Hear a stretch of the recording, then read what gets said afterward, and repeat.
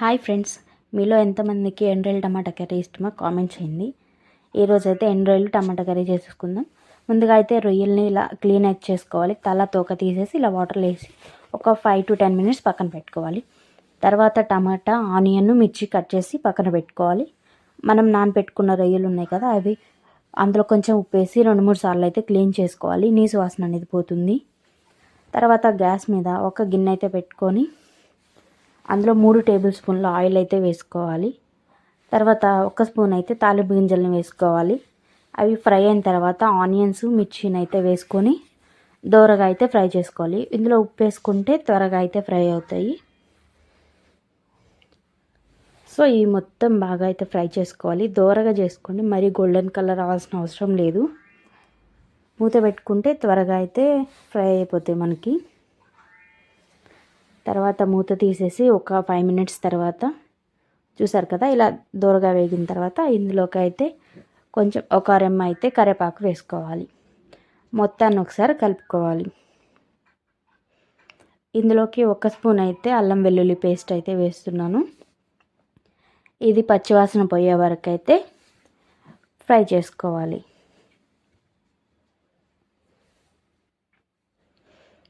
ఇది పచ్చివాసన పోయిన తర్వాత ఇందులోకి మనం కడిగి పెట్టుకున్నాం కదా, ఆ ఎండ్రాయిల్ని అయితే వేసేసుకోవాలి.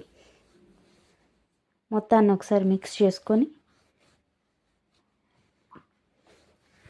అలా కాసేపు అయితే ఫ్రై అవ్వాలి.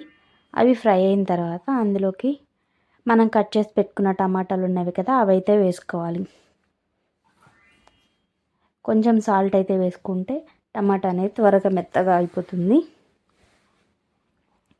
ఇందులో కొంచెం పసుపుని,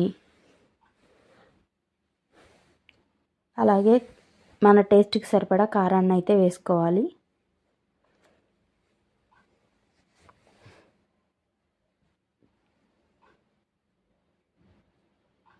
అలాగే ఇందులో కొంచెం ధనియాల పౌడరు, గరం మసాలా కొంచెము,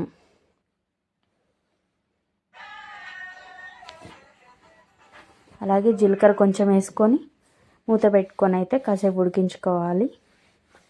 చూసారు కదా, ఇలా ఉడికిన తర్వాత మళ్ళీ ఒకసారి మిక్స్ చేసుకొని వాటర్ ఏం పోయిన అవసరం లేదు. మన టమాటాలోనే వాటర్ వస్తాయి కాబట్టి ఎక్కువ పోయిన అవసరం లేదు. తర్వాత కొంచెం కొత్తిమీర వేసుకుంటే మన కర్రీ అనేది రెడీ అయిపోతుంది.